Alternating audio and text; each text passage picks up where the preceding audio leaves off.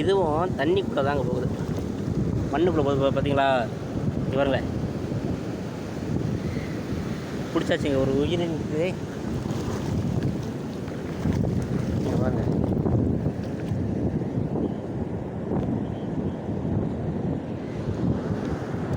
வழுக்குதுங்க.